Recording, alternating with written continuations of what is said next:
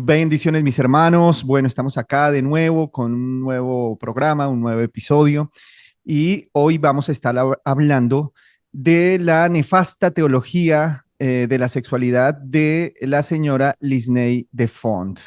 Y bueno, en este programa me va a estar acompañando nuestro querido pastor Will Graham. Pastor, Dios te bendiga. Gracias, Pastor Camilo. Espero que esté bien. Gracias por la invitación. Una alegría estar aquí con usted, con la audiencia, y deseo que lo pase muy bien en estas fechas festivas para la gloria del Señor. Amén, celebrando Navidad. Amén. Sí, Señor. Bueno, Pastor, vamos a entrar de una en el tema.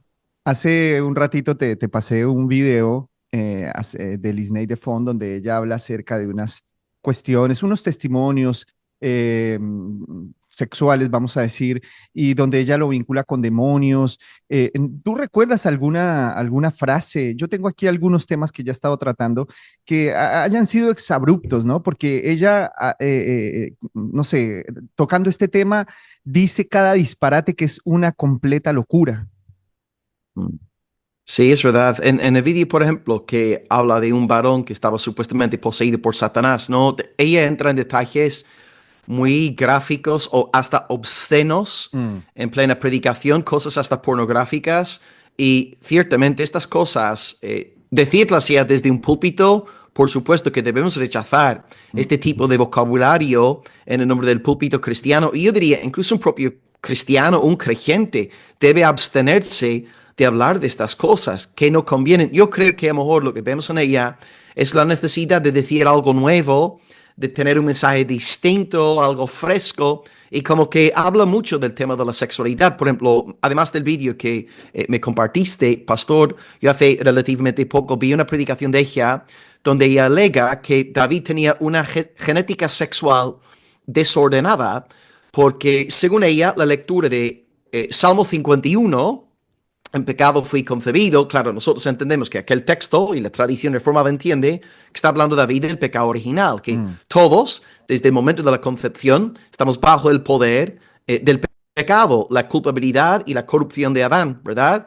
Pero Lisney tiene una nueva revelación y dice que la mamá de David, ella fue violada, alguien le forzó a tener relaciones sexuales con él, y entonces en este sentido, ya que David es fruto de una violación, David tenía una genética sexual desordenada, y luego dice que esto explica cómo vemos mucho desorden sexual en su familia. Y bueno, este caso de David a mí me dejó boca abierta, ¿no? Porque claro, nosotros, boca abierta, porque nosotros sabemos que David está hablando ahí de que él es un pecador desde el momento de la concepción, no está hablando para nada de una violación. Y luego también en esa misma predicación hubo un tiempo de llamamiento a finales del culto y empezó a echar fuera el espíritu que tenían, bueno, me da casi algo, casi no quiere decirlo, pero empezó a echar fuera los espíritus que tenían atadas las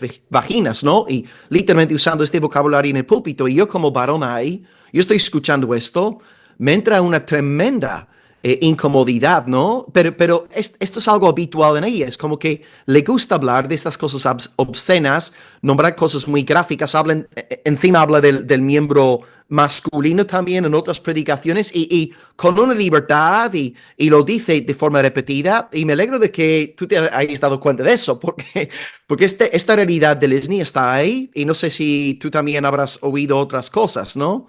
Sí, sí, bueno, la verdad que estoy de acuerdo contigo. Usa un lenguaje muy soez, un lenguaje amarillista, un lenguaje sensacionalista, un lenguaje que no es para usarse en un púlpito, ¿no? No sé, si tú miras, qué sé yo, discursos de un político, de un presidente, siempre se va a tratar de usar eufemismos. Es parte del decoro, es parte de, Yeah. ni siquiera te estoy hablando de una conducta espiritual adecuada, sino de decencia social, ¿no? Qué sé yo, la Biblia aborda estos temas con mucho decoro, ¿no? Con sobriedad.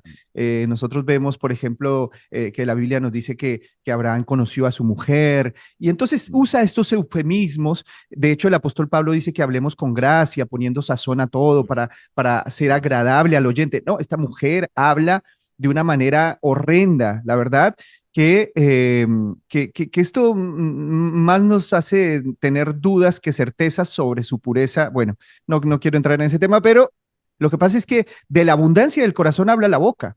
Es impresionante. Y la verdad que las conexiones que ella hace teológicas con estos temas son completamente absurdas, ¿no? Ella tiene toda una teología de la ropa interior embrujada y que la tiene que quemar y que la gente es liberada. Ya. Cristianos, ya partamos de eso, que bueno, ya lo vamos a abordar, que cristianos están endemoniados con espíritus sucubo, toda esta teología nefasta que la vamos a analizar, pero la verdad que deja muchísimo que desear, muchísimo, muchísimo. Y no sé si tú recuerdas esa explicación que ella da de los 39 azotes de Jesús, que lo divide en tres y 13, y después dice que 13 por 3 es 39 y que entonces a los 13 años los niños empiezan a tener, bueno, prácticas sexuales desordenadas. Como para darle un poquito de sobriedad al comentario de ella. Pero es una cosa de locos, ¿no? Es Ya. una locura que una mujer de estas esté con un púlpito y que sus autoridades no la llamen a la sobriedad. ¿Dónde están los pastores de esta mujer? ¿Dónde están las autoridades de esta mujer? ¿A quién le rinde cuentas? No tendrá una mamá que le diga, bájale el tono un poquito, ¿no? Creo que, creo que necesita ella sometimiento en este aspecto. Otra historia, no sé si tú la viste, pastor, es la de las libaciones. ¿Viste esa enseñanza de las libaciones? Que todo derramamiento que libación es derramamiento de líquido.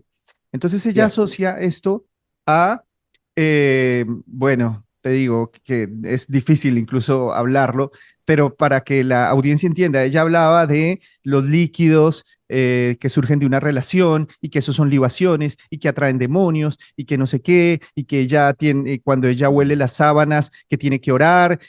Una cosa, pastor, Madre una mía. cosa que es como para sentarse a llorar 3 días seguidos. 3 días Sí, sí. seguidos. Es una cosa de locos. No sé Wow. si escuchaste la de los 39 azotes y la de las libaciones. Sí, los 39 azotes, sí, porque yo ese extracto lo compartí en mi TikTok cuando yo vi esa predicación. El tema de las libaciones no creo haber escuchado, pero claro, es así, es que va en esta línea, tiene una mente en este sentido muy desequilibrada y creo que sí, le da mucho, como que le da gusto hablar una y otra vez de estos temas y creo que sí, yo entiendo que pueden haber casos concretos que uno trabaja en silencio en el despacho pastoral con los implicados y uno puede abrir el corazón y a ese decoro, pero ella usa el púlpito para compartir todas estas cosas. Y claro, en efecto, amarillismo, sensacionalismo, atrayendo la atención de la gente. Y ahora la gente piensa que es una gran experta, una gran sexóloga. ¿Qué va? Lo que tienes, tal vez una mente sucia, la boca sucia, estas cosas no convienen, ¿no? Y mucho menos en una. Bueno, no es que estemos de acuerdo con pastoras, pero cuando alguien esté en un púlpito, ¿no? Hablando en el nombre del Dios Trinitario, hay que medir cada palabra con cuidado. ¿Dónde está el temor aquí, no? Del Todopoderoso. Así Sí. que sí, pastor, es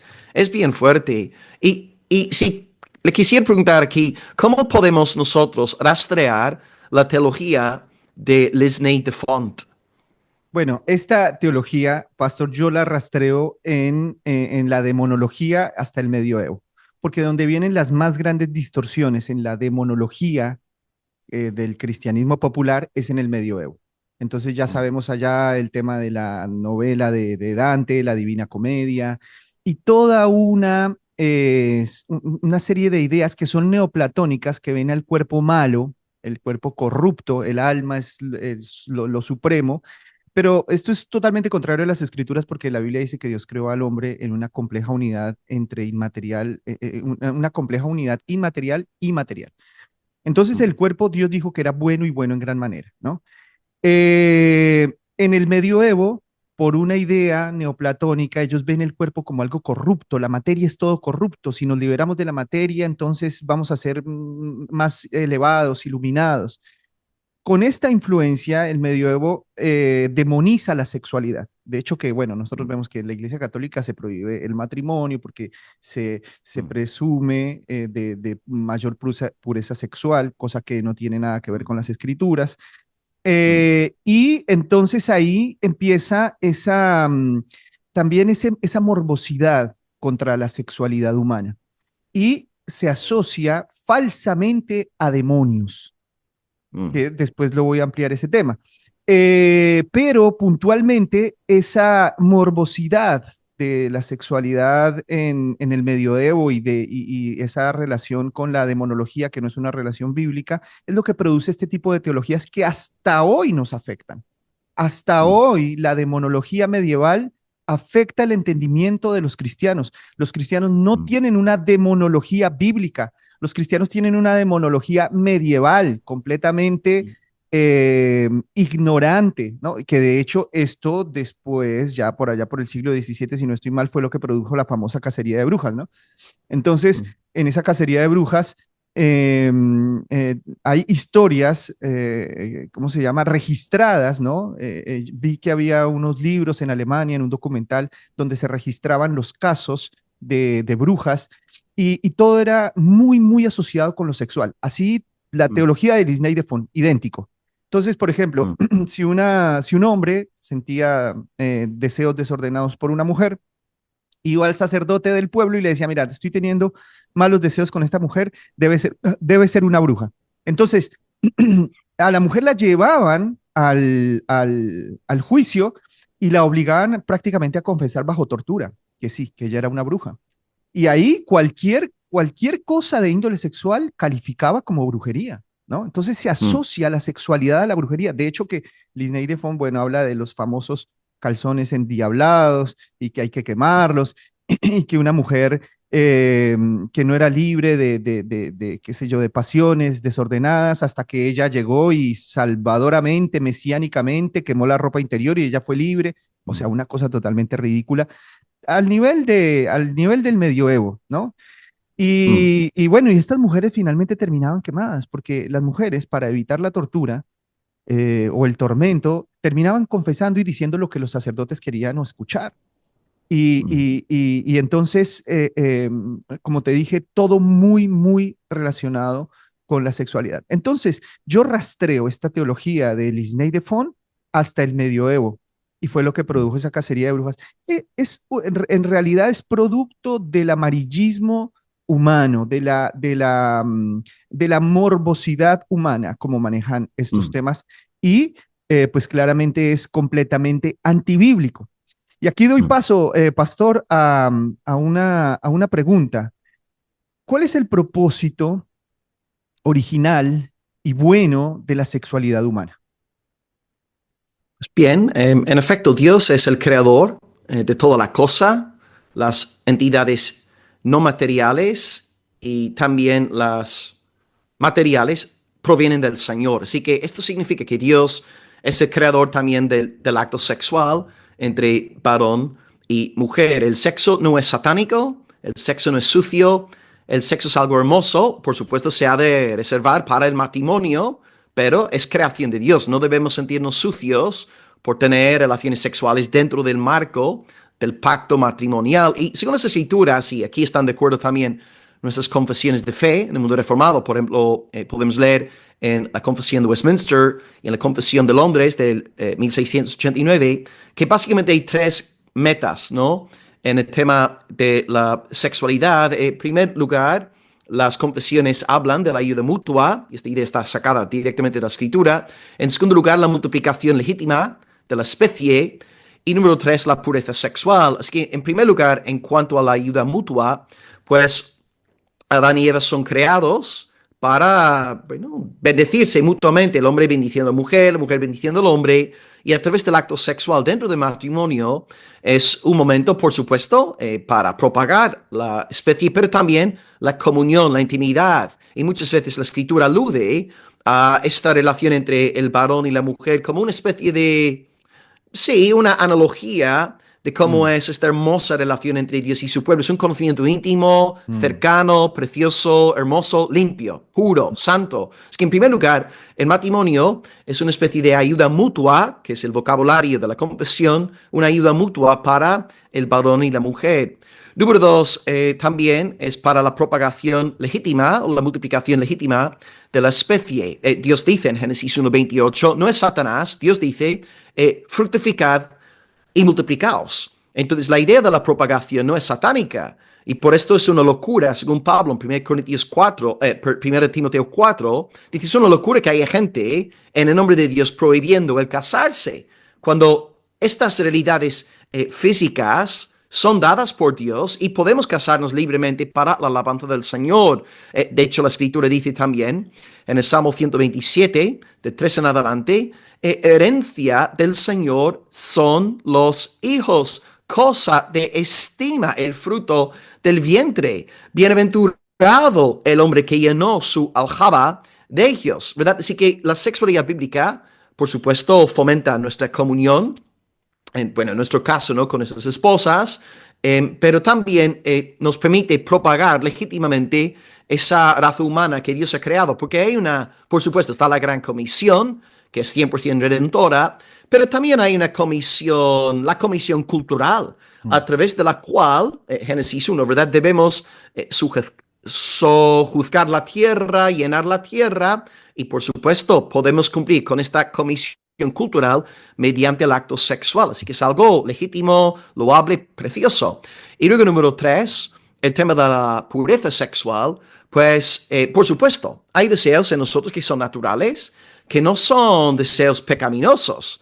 Por ejemplo, es lícito comer, es lícito beber, porque Dios ha puesto en nosotros el deseo de comer y el deseo de beber. Ahora, hay ciertas personas que tienen lo que la Biblia llama el don de continencia, y ellos no tienen esta necesidad de tener relaciones sexuales, y pues, aleluya, ellos pueden servir a Dios en pureza, en soltería, y se entregan 100% a la causa del Señor. Pero la mayoría de nosotros no tenemos el don de la continencia, y por tanto Dios nos da una esposa o un marido para que podamos ser puros a nivel sexual. 1 de Corintios también 7 exige, de hecho, los primeros versículos exigen que los cónyuges sean fieles en su vida sexual, para que, la Escritura dice, para que Satanás no os tiente. O sea, porque entendemos claramente, si una pareja no está cumpliendo con este mandamiento de parte de Dios, pues luego, como tenemos deseos sexuales en nosotros por naturaleza, vamos a ir buscando en otras fuentes, ¿verdad?, saciar estos deseos que hay dentro de nosotros. Y Pablo, con mucha lógica, dice, ya está, maridos, cumplir con el yugo sexual, mujeres, cumplir con este deber conyugal en el Señor. Así Satanás no os tentará. Y luego dice un poco más adelante a los solteros, versículo 9, si no tienen don de continencia, mejor es casarse que estarse quemando. Y una vez más, en este lenguaje de Pablo observamos su decoro, ¿verdad? Está hablando con sobriedad, con madurez, y observamos que es perfectamente lícito que un varón se case, que una dama se case, no hay ningún problema con esto, y luego pueden disfrutar de esta unión conyugal para la alabanza del Señor. Así que, ¿cuál es, digamos, la teología bíblica del sexo? ¿Cuáles son las metas según Dios del sexo? Pues, número 1, ayuda mutua entre varón y mujer. Número 2, la propagación legítima de la especie. Y luego, número 3, fomenta también la pureza sexual, porque lamentablemente has comentado antes la cuestión de los sacerdotes. Tristemente, ¿no? Nos hemos ido enterando de, bueno, múltiples, miles de casos de abusos sexuales dentro del liderazgo de la Iglesia Católica Romana, porque Dios nos ha dado el matrimonio como ¿no?, como un mecanismo para luchar contra todo este pecado sexual, y como la Iglesia Católica Humana huye de esto en cuanto al clero, pues luego pasa lo que pasa y los hombres se acaban tocando a niños y teniendo relaciones que de verdad es algo trágico, lamentable. Y aquí en España, por ejemplo, hay en Irlanda caso tras caso de sacerdotes, ¿no?, pecando de esta manera. Así que hay que hacer caso a la palabra de Dios, y esto nos guarda, ¿no?, de caer en estos errores. Y una vez más resalto el decoro. Cuando la Biblia habla de estos temas, el gran decoro, la gran sobriedad a la hora de acercarse a estas cuestiones. Y pastor, yo también quisiera preguntarte en cuanto a un caso bastante famoso en la Biblia, Génesis 6, donde estas personas como Lesney, que están siempre hablando de la relación entre Satanás y el sexo, ¿qué hacemos con Génesis capítulo 6, ¿no? Los hijos de Dios que se casaron, a ver qué pasa ahí. ¿Por qué la teología reformada rechaza una sexualidad demoníaca? ¿Por qué, pastor? Bueno, la teología reformada no acepta, por ejemplo, esa teología de los famosos demonios incubos, sucubos, demonios teniendo relaciones sexuales con hombres. Algunos intentan sacar esa doctrina de acá, de este versículo, justamente el que mencionabas, Génesis 6:2, donde se dice que viendo los hijos de Dios que las hijas de los hombres eran hermosas, tomaron para sí mujeres escogiendo entre todas. Pero ese texto tiene varias interpretaciones. Acá no dice de manera explícita que sean demonios.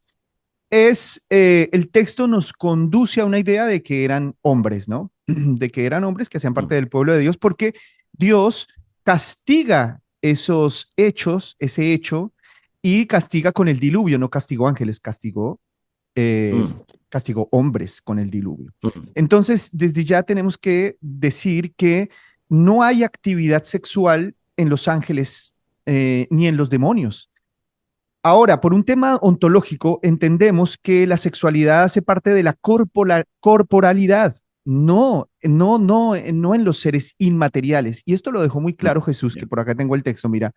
Eh, el Señor dijo en Mateo 22:30, dice que en la resurrección no se casarán los hombres ni se darán en casamiento, sino que serán como los ángeles de Dios en el cielo.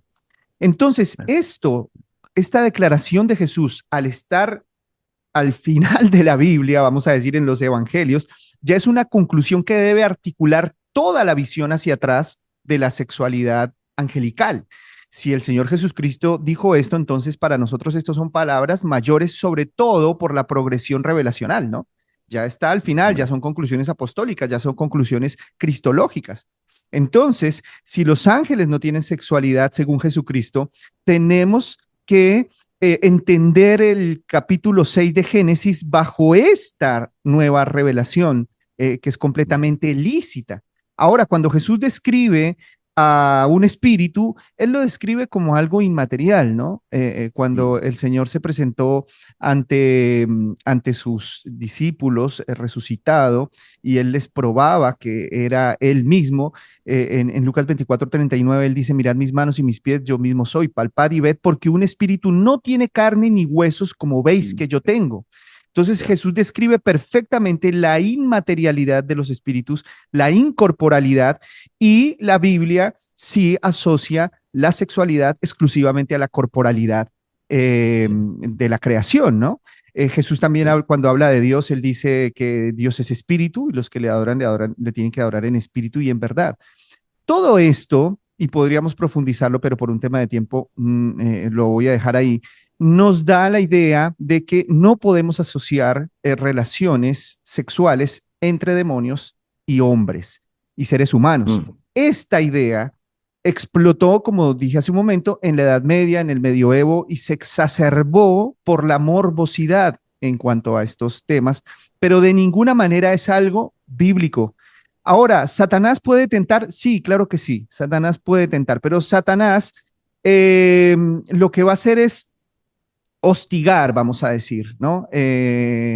Satanás va a tentar desde una manera externa. Muchas personas piensan que las tentaciones de Satanás, si ven una mujer o ven un hombre y se sienten atraídos al pecado, a la lujuria, ellos piensan que esos pensamientos son de Satanás. No, y si es un cristiano menos, porque Satanás no puede poseer la mente. Nosotros somos mm. posesión de Jesucristo. Entonces, Amen, amen. en ese orden de ideas, los pensamientos espontáneos, no controlados por la mente, no vienen de demonios, sino que provienen de la naturaleza. La naturaleza produce estos pensamientos, produce estos deseos, ¿no? Ahora, es la responsabilidad del creyente, pues, combatirlos, ¿no? Pero una vez más, no podemos asociar a Satanás con perversiones sexuales internas, sobre todo si estamos hablando de seres humanos corporales, como dije, y menos como cristianos. Entonces, Satanás sí puede tentar en el sentido de que, por ejemplo, ha trabajado mucho en una cultura hipersexualizada. Entonces, Mm, nosotros vemos ese hostigamiento por todo lado, en la música, en la literatura, en las redes sociales, en el cine, qué sé yo, en el baile, en toda expresión artística, en toda expresión cultural, vemos una hipersexualización de la mujer que atenta contra la dignidad del ser humano, porque el ser humano es corporal, pero no es solo cuerpo. El ser humano es yeah, mente, es corazón, es mm, conciencia, son sentimientos y la sexualidad, que es una unidad perfecta entre un hombre y una mujer porque involucra todas sus realidades materiales e inmateriales, eh, no puede cosificarse justamente porque el ser humano no es una cosa, hay sentimientos, hay yeah, conciencia, hay afectos, hay un sinnúmero de cosas que cuando se usa el cuerpo de manera netamente cosificada, destruye la parte inmaterial del otro, ¿no? mm, Entonces, esto es una responsabilidad del hombre. Nosotros no podemos culpar a Satanás de los pecados sexuales porque de eso se encarga la carne. yeah, Satanás puede poner tentaciones, así como, qué sé yo quiero cazar un conejo y le pongo una zanahoria y entonces el conejo va a ser tentado de su propia naturaleza y yo lo agarro al conejo, ¿no? A la liebre. Pero no puedo decir que yo me meto en la mente del conejo a decirle, yeah, mira, piensa en una zanahoria o ponerle imágenes. No, ese fenómeno psicofísico de la sexualidad en el ser humano obedece a su propia naturaleza. yeah, Entonces, una vez más, Satanás sí puede tentar, pero tenemos que entender que es de una manera externa y no podemos relacionar la sexualidad directamente con demonios, como lo hace Lisney Defon en toda su ridícula teología demonológica y sexual. mm, Hablando con el tema de las libaciones, ella decía que donde hay un derramamiento de líquido, ¿no? Porque el derramamiento de la sangre de los animales era la libación. Entonces, que donde hay un derramamiento de líquido, ahí siempre hay un altar. Algunos de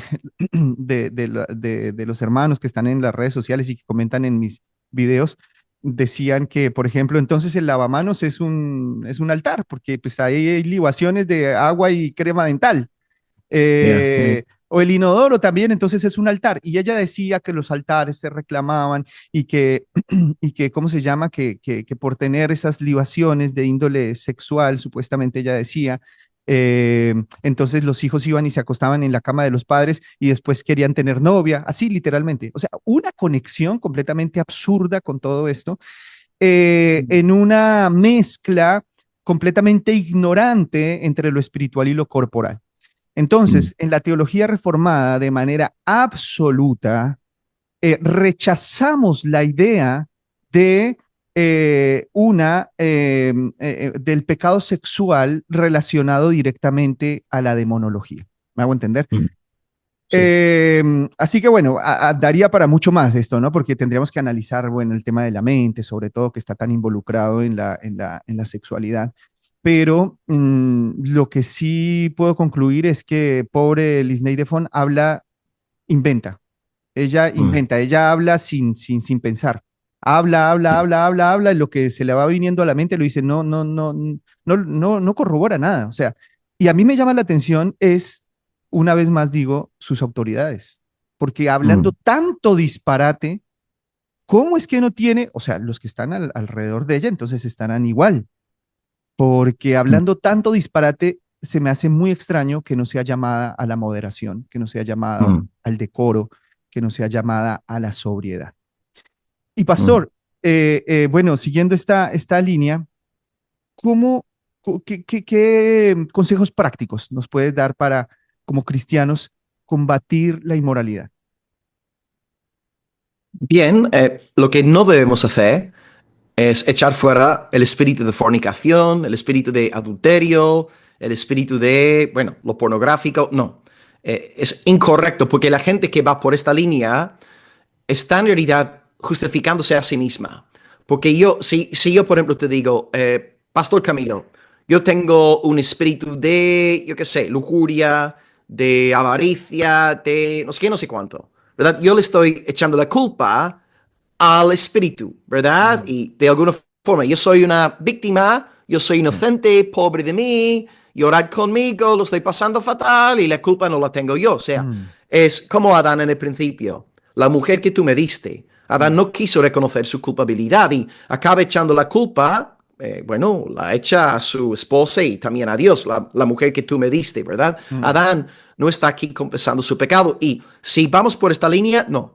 Esta línea no glorifica a Dios porque la mm, escritura dice categóricamente, el que encubre sus pecados no prosperará. Es que debemos apartarnos del pecado, nombrar el pecado. Entonces, ¿qué sí debemos hacer? Pues debemos apelar a lo que lo que la Biblia y lo que los puritanos llamaban mortificación. Es mm, una disciplina espiritual muy olvidada en nuestros días, pero forma parte de nuestra tradición cristiana.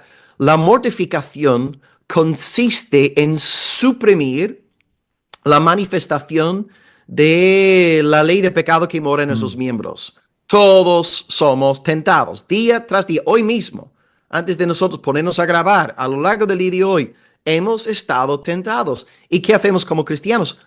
Luchamos contra la carne y tenemos promesas de Dios. Por ejemplo, a mí me consuela mucho Romanos 6:14, donde el apóstol nos dice en el Espíritu Santo, el pecado no se enseñoreará de vosotros. Es decir, que, por supuesto, tenemos todavía la ley del pecado en nuestros miembros, pero ya la ley del pecado no desempeña el liderazgo ya en nuestras vidas y somos regenerados. La ley del pecado ha sido grandemente debilitada gracias al triunfo de Cristo y Él ha dado su espíritu al creyente y ahora nosotros tenemos poder de Dios para militar contra la carne. Así que Ujú. el pecado no va a enseñorearse de nosotros. Por supuesto, como las confesiones dicen, hay todavía nosotros remanentes de corrupción y estarán ahí hasta el día final, Mm. pero luchamos, militamos. Y a nivel práctico, ¿cómo puedo yo entonces mortificar mi pecado? Bueno, los medios de gracia de toda la vida. No predicamos nada nuevo, no tenemos interés en decir algo sensacionalista. Regresamos a, uno, la palabra de Dios, ¿verdad? Meditando en la palabra, masticando la palabra, memorizándola, atesorándola en el alma. Esta escritura es poderosa para mortificar la expresión del viejo hombre. ¿Con qué limpiará el joven su camino? Con guardar tu palabra, ¿verdad? La palabra es un mecanismo de santificación. Número dos, también la oración. La oración. J. Ceril decía algo como Mm. que el que ora mucho, peca poco. El que ora poco, peca mucho. O sea, la oración. Cuando estamos en comunión constante con el Todopoderoso, esta comunión con Dios nos va a alejar de la tentación. Y por esta Sí. razón, José pudo huir de esa hija del diablo ahí en la casa de Potifar, huyó de ella, porque él estaba en comunión con Dios. Amaba al Señor, vivía en armonía con Él y por tanto se presenta delante de él esta mujer, no, José, acuéstate conmigo y seguramente una mujer muy bonita, con perfume, porque Potifar era un hombre muy importante en Egipto. Su Mm. mujer hubiese sido, no, tipo modelo, pero él huyó porque él estaba anclado en la palabra y en la oración. Y luego un tercer factor que nos ayuda mucho en la lucha contra la inmoralidad es la comunión cristiana, el andar con los creyentes, el conversar con otros hermanos. Y cuando vemos, ¿no?, que estamos rodeados de buenos cristianos, Mm. de luces de parte de Dios, pues esta comunión es como una contracultura, porque lo que bien Mm. señalaste antes, pastor, estamos en una sociedad, en la publicidad, en las películas, en las redes, sexo, sexo, sexo por todos lados. Uno sale de casa, hay una pancarta con una mujer semidesnuda, ¿verdad? Esto es lo habitual aquí, al menos en Europa. Uno Mm. ve mujeres en bikini por todos lados, ¿no? En las pancartas, en la publicidad. ¿Y cómo podemos nosotros ir en contra de esta ola? Pues fomentando buenas amistades cristianas, andando con gente que interpreta el mundo a partir de la cosmovisión bíblica.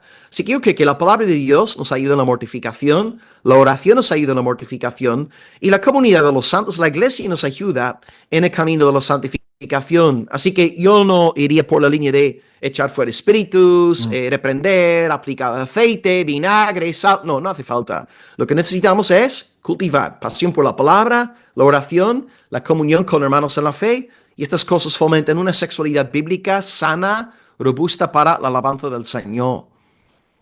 Perfecto, pastor, espectacular. O sea que quemar calzones no me ayuda. Bueno, si huele Dios, muy mal, tal vez. Dios mío. Ay, ay. Qué importante lo que dices del arrepentimiento en lugar de estas liberaciones ridículas.